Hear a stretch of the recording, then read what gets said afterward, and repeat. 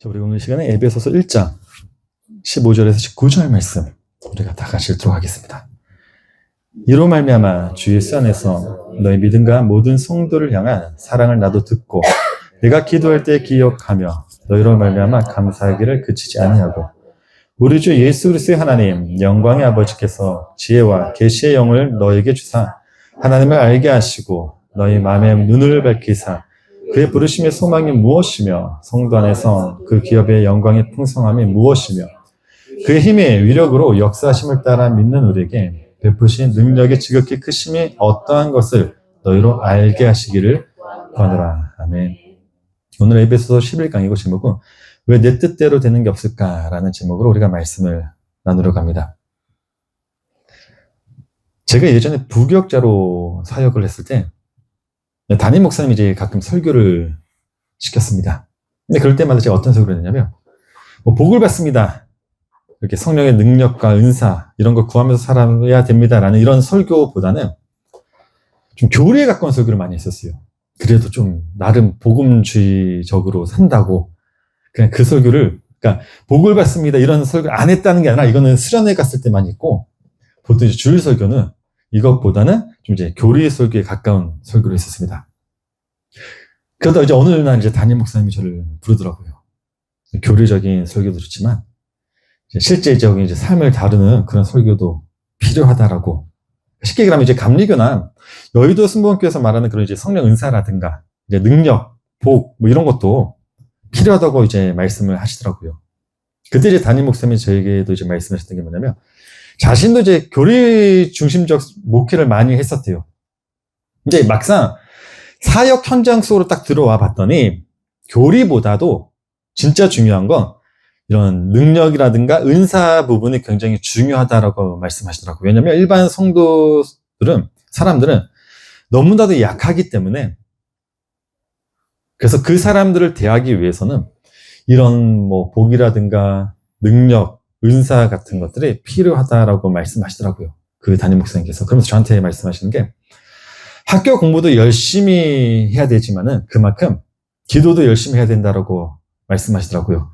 하나님에게 능력을 달라는 그런 기도를 많이 해야 된다고. 그 말을 제가 사역을 하면서도 굉장히 많이 고민을 했었어요.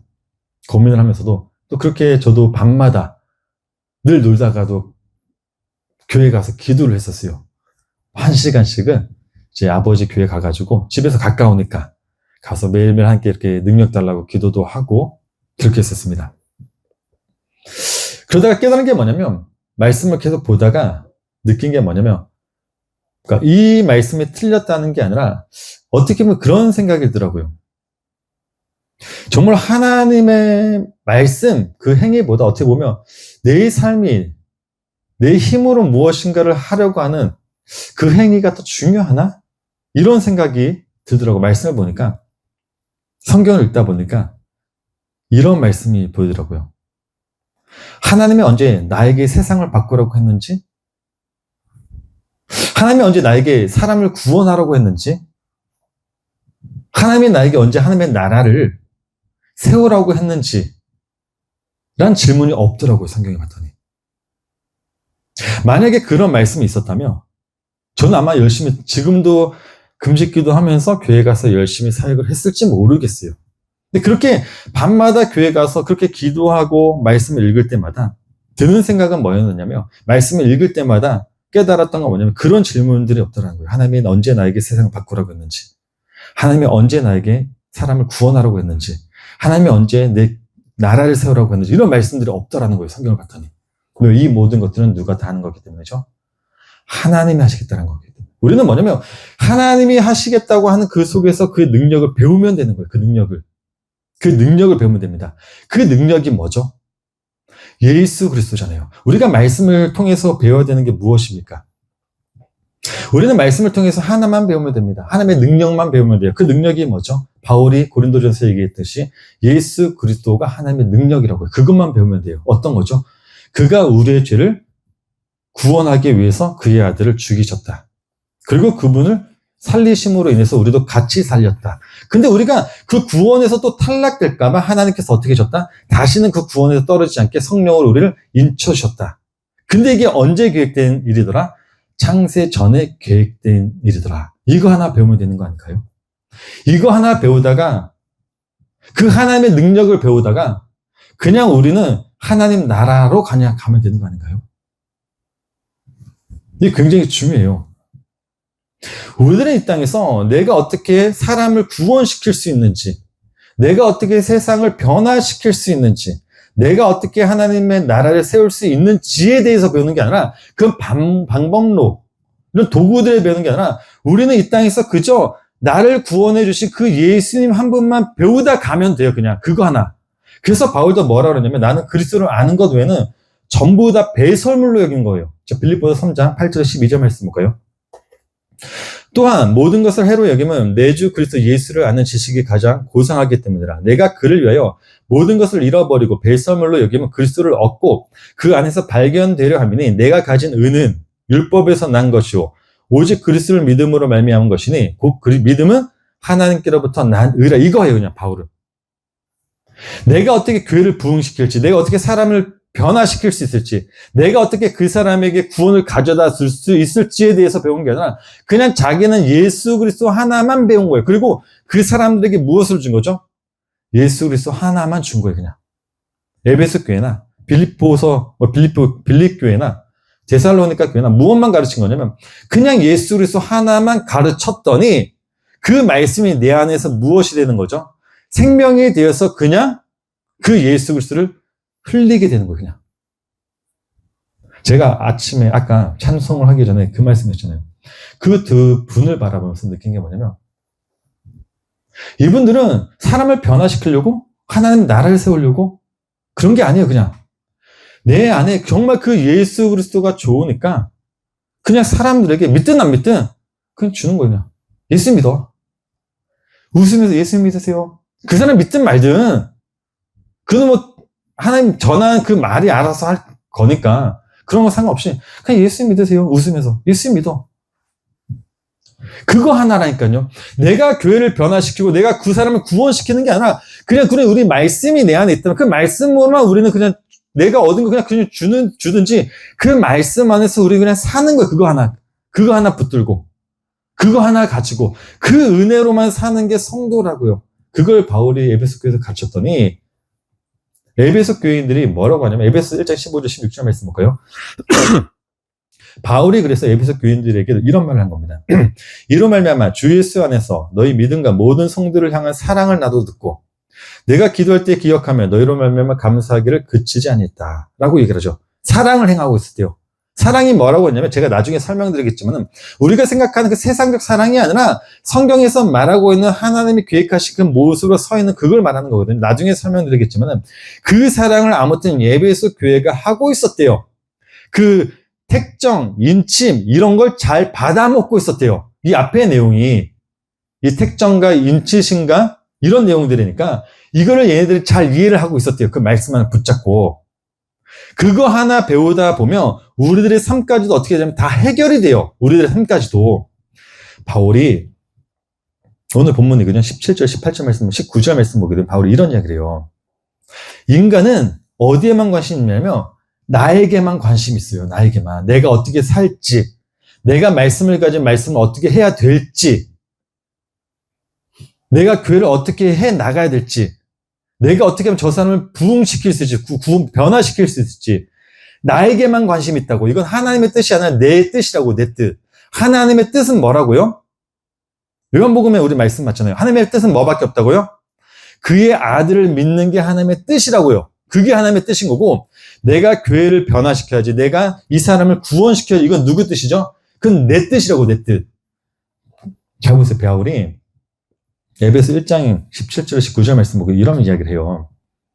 우리 주 예수 그리스도의 하나님 영광의 아버지께서 지혜와 계시의 영을 너에게 주사 하나님을 알게 하시고 너희 마음의 눈을 밝히사 그의 부르심의 소망이 무엇이며 성도 안에서 그 기업의 영광의 풍성함이 무엇이며 그의 힘이 위력으로 역사하심을 따라 믿는 우리에게 베푸신 능력의 지극히 크심이 어떠한 것을 너희로 알게 하시기를 구하노라고 했을 때 19절을 보게 되면요. 한글과 원문이 좀 많이 다릅니다. 먼저 19절 말씀 보게 되면 너희로 알게 하시기를 구하노라 했을 때 이 말이 없어요. 원문에는. 이 단어, 이 말 자체가 없어요, 원문에는. 그래서 제가 원문에 맞게 직역을 해드리면 이렇게 됩니다. 19절을 직역하면, 그리고 믿고 있는 우리를 향한 그의 넘치는 능력의 크기가 무엇인지 그의 강함의 그 세력의 활동을 따라요, 그냥. 쉽게 얘기하면 이런 겁니다. 하나님이 지금 온 천하를 다스리고 있어요. 어떻게? 그가 가지고 있는 강력한 힘으로 이 세상을 움직이고 있죠. 태양도 지구도. 근데 우리들도 지금 그가 가지고 있는 이 세상을 움직이고 있는 그 힘으로 우리를 그렇게 일하고 계신다는 뜻이에요. 19절 말씀이. 19절에 그의 힘의 위력으로 역사하심을 따라 믿는 우리에게 베푸신 능력의 지극히 크심이 어떠한 것을 너희로 알게 하시기를 구하노라. 참 어렵게 되어 있는데 원문으로 보게 되면 하나님이 세상을 움직이는 그 힘 그대로 지금 우리들도 그렇게 움직이고 계신다는 뜻이에요. 그냥 19절 말씀 자체가. 제가 오늘 설교를 하면서 굉장히 짜증났어요. 왜 짜증났냐면 저도 굉장히 많아요. 어떻게 하면 우리 교회를 좀 나도 부흥시키고 싶고, 어떻게 하면 저 사람들 뭐 변화시키고 싶고, 저도 이런 열망이 있어요.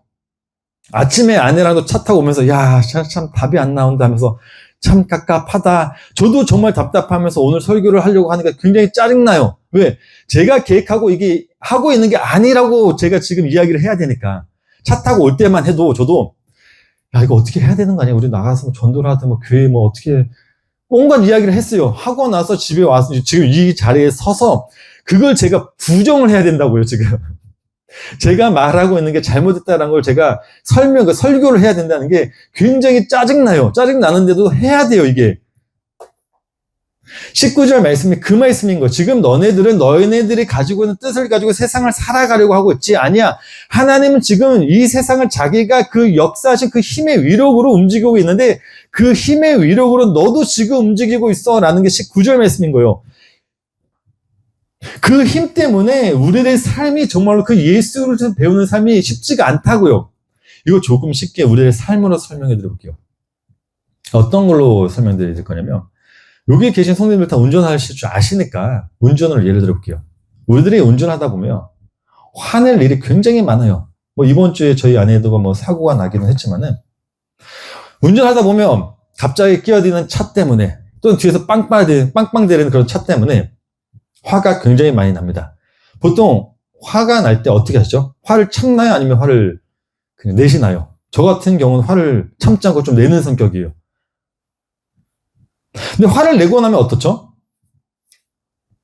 보통 사람들이 화를 삭히지 못해가지고 운전하는 내내 씩씩거리는 사람도 있고 혼잣말로 욕하는 사람도 있고 그 화가 풀리지 않으면 집에까지 와가지고 욕하시는 분들도 계실지 모르겠지만은 정말 그 예수 그리스도를 이 세상에서 배우고 있는 사람들은 어떻죠? 잠깐 동안이라도 화에 잠긴 나를 하나님이 보게 해요. 꼭 운전이 아니더라도 어떤 사건을 내가 화를 냈다. 그러면 화 속에 잠긴 나를 딱 보게 합니다. 그러면서 이런 생각을 들게 하죠. 거봐, 결국 너도 그거 안에 요동치지. 네가 주인 되어서 이 땅을 살아갈 때 누가 방해하니까 죽을 것 같지. 잠시 그 화 속에 잠긴 나를 바라보게 한다고요. 이 교회도 내 뜻대로 안 될 때 저도 그렇게 속으로 아내에게도 이야기하면 야 정말 답답하다 하면서 잠시 그 속에 담긴 저를 보게 해요. 세상 사는 게 네 뜻대로 안 되지. 네가 이 세상 주인 같지? 그러면서 그 작은 사소한 일 하나에 그 요동치고 있는 내 안에 가짜 자아를 보게 하면서 그렇게 살 수밖에 없는 나를 폭로해버려요. 그때 우리들이 깨닫는 게 뭐죠? 내가 나를 세워놨던, 내가 부서지고 그 자리에 하나님의 통치가 임했다는 걸 깨닫게 돼요. 늘 우리는 그렇게 살아간다고요. 내 뜻대로 안 돼요.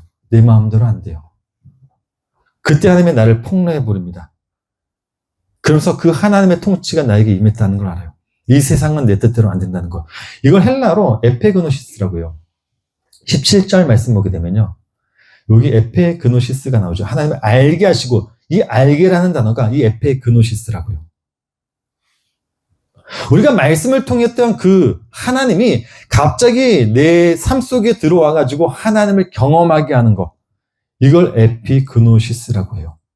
위에 계신 하나님이. 그러니까 우리는 하나님 없이 살아가는 것 같아요. 내 마음대로 내 뜻대로 막 살아가는 것 같아요. 그러다 내가 말씀 속에서 배운 하나님이 갑자기 내 삶에 침투를 해버리고 그 하나님에 대해서 알려줘요. 그걸 알게 하신다라고 얘기를 한다고요. 근데 그 이유가 무엇 때문이죠? 우리가 창세 전에 예수 그리스도 안에 있었다는 그 이유 하나 때문에, 예정 속에 있었다는 그 인침이란 것 그 하나 때문에 하나님이 우리의 삶을 방관하지 않으시고 끊임없이 나에게 무엇을 가르치고 있냐면 그 예수 그리스도에 대해서 가르쳐주고 있다는 거예요. 너 내 아들 예수 아니면 너는 죽을 수밖에 없어. 이 작은 사소한 일 하나에 너는 감정을 요동치고 네 생각이 왔다 갔다 하지, 내가 예수 그리스도를 이 땅에 보내주지 않았다면, 너 예수 그리스도 안에 없었다면 너는 그냥 유기된 상태로 넌 구원받지 못했어. 근데 너가 내 아들 예수 그리스도 안에 있었다는 이유 하나만으로 하나님은 당신에 대해서 가르쳐주고 있는 거예요. 네 삶의 운전대는 네가 잡고 있는 게 아니라 내가 잡고 있어. 이거 하나 가르쳐주고 있다고요. 그 예수 그리스도에 대해서 가르쳐주고 있다고요. 이걸 헬라어로 페토티는 메누스라고도 해요. 18절 말씀 보게 되면 한글 번역으로 발키사라는 단어가 나오는데 이게 헬라어로 페토티스 메누스라고 해요. 발음하기도 힘들지만은 아무튼 이 단어가 나오는데 이게 수동이 아닌 완료 수동태 분사로 사용되거든요. 좀 어렵지만 설명드려볼게요. 완료 시제는요, 이미 끝난 상태가 지속될 때 사용되는 시제입니다. 완료 시제는 헬라어에서 이미 끝났는데 그 상태가 계속 지속되고 있는 상태. 내가 하나님의 백성이 되었습니다. 완료되었죠. 그게 계속 지속되고 있는 상태. 수동태라는 거 우리가 알고 있듯이 내가 무엇인가 의해서 하고 있는 걸 말해요. 그럼 발키사라는 게 어떤 뜻이 되는 거냐면 외부에서 빛이 나에게 폭격처럼 쏟아져 들어와가지고 죽은 내 마음의 눈을 강제로 열어버렸다가 돼요. 즉 예수 그리스도를 알지 못했던 나를, 아니 그런 나에게 하나님이 강제로 예수 그리스도를 계속해서 뭐하고 있다는 거죠? 알게 하고 있다는 거예요. 제가 수영이라는 것을 좀 설명을 드려볼게요. 제가 수영을 좋아합니다. 예전에는 굉장히 싫어했는데 갓 태어난 아이들은요, 신생아들은 수영을 잘합니다. 엄마 뱃속에 양수 안에 있었기 때문에 수영을 잘해요. 시간이 지나면 모든 사람들은 수영을 못하게 됩니다. 이제는 물속에서 사는 삶이 아니라 땅에서 살아가기 때문에 저에게는 그 누구도 수영에 대해서 가르쳐주지 않았어요. 그래서 어렸을 때 물가에 가서 빠져 죽을 뻔한 적이 있었습니다. 고기를 너무나도 좋아했어요. 그 고기도 많이 키웠는데 고기를 잡다가 물속에 빠져 죽을 뻔한 적이 있었습니다. 그러다 나중에 이제 어떻게 우여곡절 끝에 이제 살아났지만은 나중에 커서 그게 초등학교 4학년 때 일었었거든요. 나는 반드시 수영을 할 거야 라고 하면서 이제 제 살았던 집이 관악산 밑에였었어요. 바로 밑에. 내과가 있으니까 맨날 혼자 가가지고 수영을 했었어요. 수영도 못하면서 죽기 싫어가지고 그 어린 나이에 또다시 난 물에 빠져 죽지 않을 거 하면서 혼자 그냥 산속에 가가지고 그냥 내과에 가서 혼자 좀 깊은 데 가서 혼자 수영을 한 거예요. 근데 수영을 할 때마다 수영이 늘지 않고 물속에 빠지면 어떻게 하면 또 꼬르륵 빠져들어요. 아무리 수영을 해도 아무도 안 가르쳐주니까 혼자서 터득을 한 겁니다. 그러다가 계속 이제 대여섯 시간 이렇게 수영을 했나 봐요. 너무 힘드니까 그냥 거의 포기 상태로 물에 이제 빠졌어요. 근데 몸이 뜨는 거예요, 물에. 그때 깨달았어요. 수영은 몸에서 힘을 빼야 되는 거구나. 그때 깨달았어요. 이거를 헬라어로 페토티스 메누스라고 하는 거예요. 이건 뭐냐면 어떤 단어냐면 우리가 이 땅에서 예수 그리스도에 대해서 못 배워요. 하나님이 우리를 하나님의 자녀로 딱 만들어 놨단 말이에요. 그리고 우리를 예수 그리스도에서 끊임없이 가르쳐주는데 우리들은 알지를 못해요. 깨닫지를 못해. 끝까지 우리들은 내 힘으로 내가 생각한 계획대로 내 방향대로 살아가려고 해요. 그러다가 어느 순간에 하나님이 나의 모든 진들을 빼버리죠. 기운과 생각과 모든 계획들을 부셔뜨려 버려요.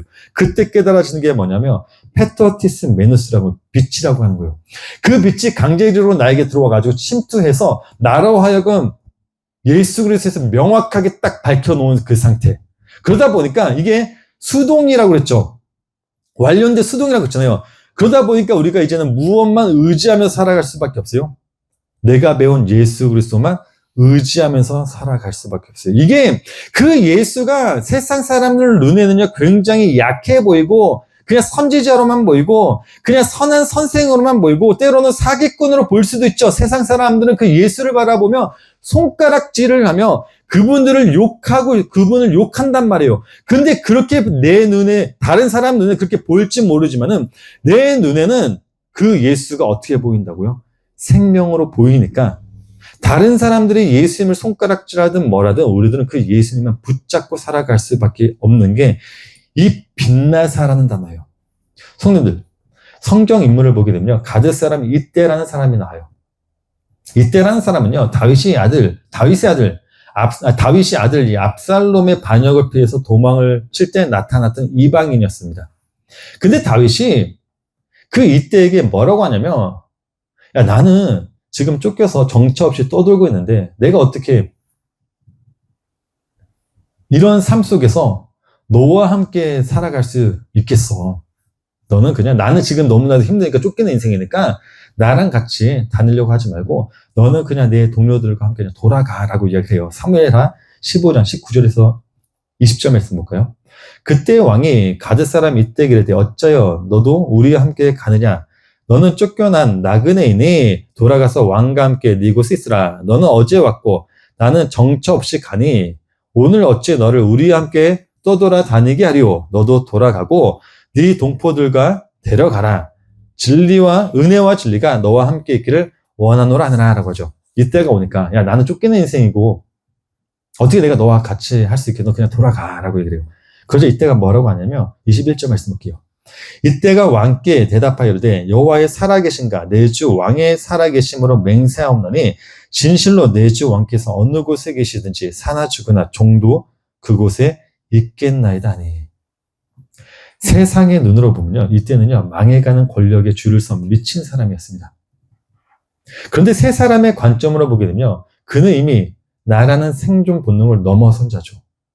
세상 사람들 눈에 예수는요 그냥 비천한 사람이에요. 비루한 사람이고 그냥 선지자일 수도 있고 그런 사람일지 모르겠지만은 우리라는 성도라는 하나님의 생명을 가진 자의 눈에 그 예수는 어떻게 보이는 거죠? 영원한 생명으로 보일 수밖에 없어요.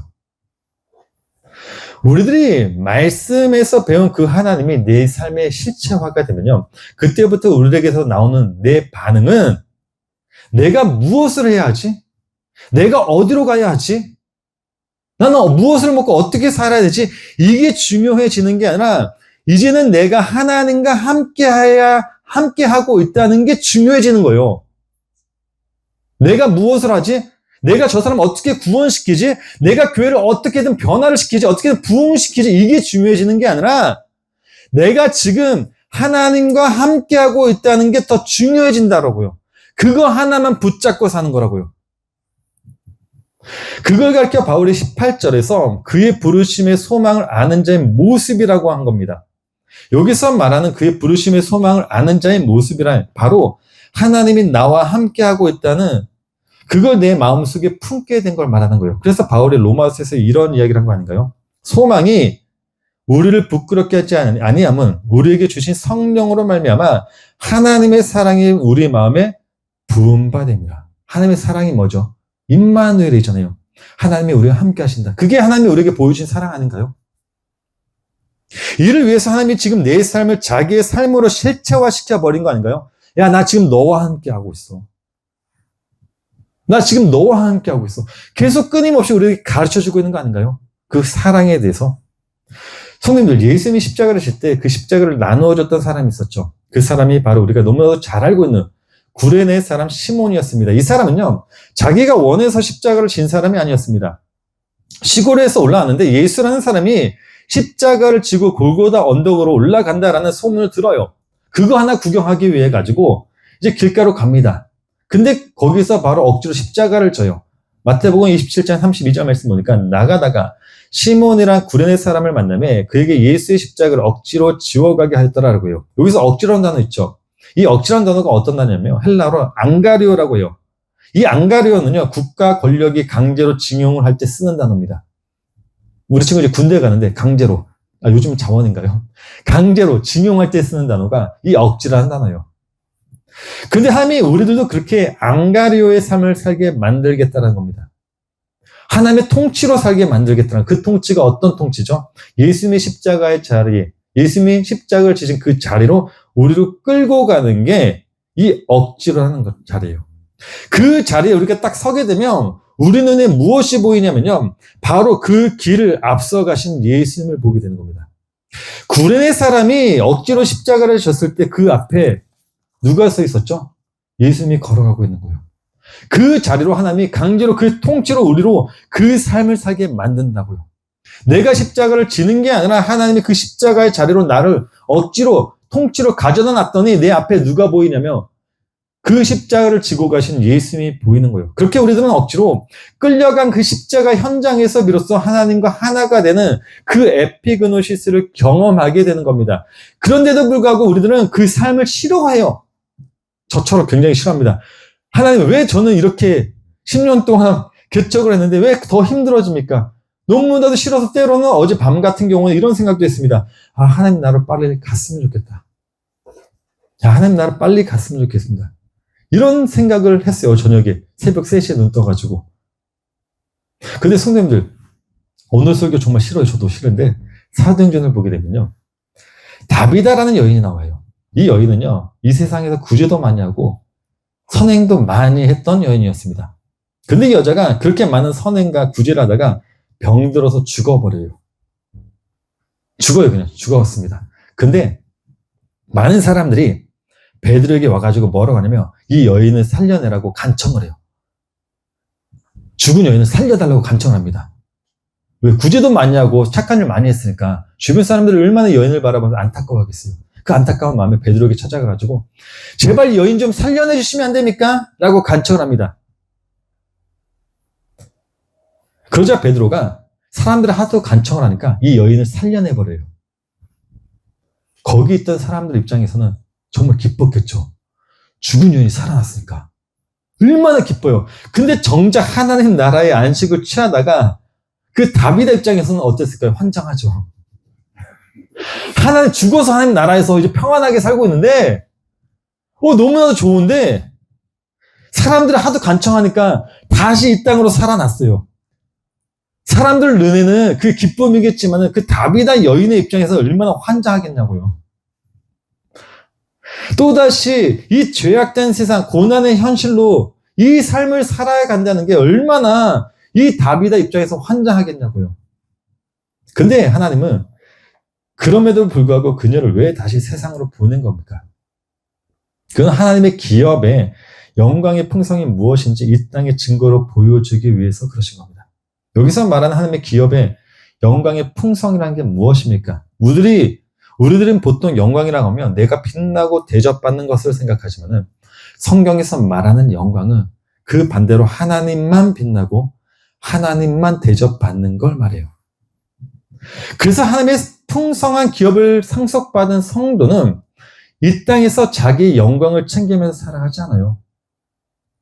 하나님 나라의 그 삶은 그냥 하나님의 영광만 빛나는 삶이라고요. 그래서 그 맛을 본 사람은 이 땅에서 이 녹록지 않은 이 세상의 삶을 살면서도 내 삶이 어떠한가가 중요한 게 아니라 이 삶 속에서 하나님의 영광이 어떻게 드러나고 있는지가 중요해지는 거예요.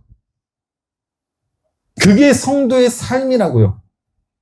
그래서 다비다에게 있어서 이 땅의 삶은요, 그렇게 중요하지 않았던 겁니다. 천국의 맛을 봤음에도 불구하고 그 안식의 맛을 봤음에도 불구하고 이 땅에 다시 내려왔을 때 그 삶은 중요하지 않아요. 그래서 그녀에게서 이 땅의 삶도 천국의 삶과 똑같았던 거죠. 왜? 천국에서 살았던 그 하나님의 영광만 빛나고 있었던 그 삶이나 이 땅에서 내가 겪고 있는 이 속에서도 하나님의 영광만 빛나는 삶은 동일한 거기 때문에. 그래서 그녀가 다시 살아나 이 땅의 고난을 견딜 수 있었던 것도 그녀의 의지가 아니었던 겁니다. 그녀 역시 그 하나님이 만들어 놓으신 수모품 안에서 가동되고 있었던 하나님의 에너지일 뿐이었던 거예요. 그 에너지를 헬라어로 에네르게이라고 하는데 19절 말씀 보게 되면 바울이 이런 이야기를 합니다. 그의 힘의 위력으로 역사하심을, 이런 표현이 나와요. 여기서 역사하심이란 말이 영어로 말하면 에너지예요. 이걸 헬라어로 하면 에네르게이라고 하거든요. 영어로 하면 에너지. 자, 이 단어는 어떤 단어냐면 단순히 에너지처럼 잠재적인 어떤 힘을 의미하는 게 아니라 실제로 안에서 강력하게 역사의 결과를 만들어내는 활동력을 뜻하는 단어입니다. 그러니까 이 에너지는 내가 만들어내는 게 아니라 내가 조절할 수 있는 게 아니라 하나님이 그냥 당신의 뜻을 이루기 위해서 우리에게 그의 힘을 넣어주면 우리는 그 힘에 의해서 그냥 하나님을 드러내놓게 되는 거예요. 그냥. 여기서 하나님을 드러내놓는단 말은 우리가 앞에서 본 것처럼 우리가 우리 삶에서 하나님을 실제로 알게 되는 걸 말해요. 운전하면서 욕하다가 하나님이 보여주신 그 자리, 내 자리를 확인하면 하나님을 알게 되는 것, 경험하게 되는 것, 이걸 에너지라고 하는 겁니다. 그래서 이 단어 역시 현재 분사형으로 사용된 겁니다. 그럼 이 뜻이 어떻게 되는 거냐면 하나님이 그래서 지금 이 순간에도 쉬지 않으시고 나라는 우상을 깨부시고 계신다가 돼요. 그래서 우리들이 그 힘의 역사심 때문에 나의 가짜라는 옛 자아가 폭로된과 동시에 그 안에서 하나님을 실제로 경험하게 되는 겁니다. 그래서 우리들은요, 내 삶은 내 마음대로 안 되는 거예요. 그래서 짜증나고 아프고 화나고 그러는 겁니다. 왜? 내 인생의 주인은 내가 아니라 예수 그리스도를 배우는 게 우리들의 인생이기 때문에. 그래서 제가 짜증나요. 오늘 설교를 하면서도 화가 나요. 그런데도 그게 맞대요. 그러니까 성도님들, 이 땅에서 우리가 사는 날 동안에 어떻게 하면 내가 하나님의 나라를 세우지? 내가 어떻게 하면 정말 멋진 모습으로 살 수 있을까? 이거 생각하지 마시고 하나님이 잡고 계신 그 운전대에서 열심히 예수 그리스도만 배우다가 그 예수 그리스도만 전하다가 죽자고요. 잠시 기도하도록 하겠습니다. 하나님,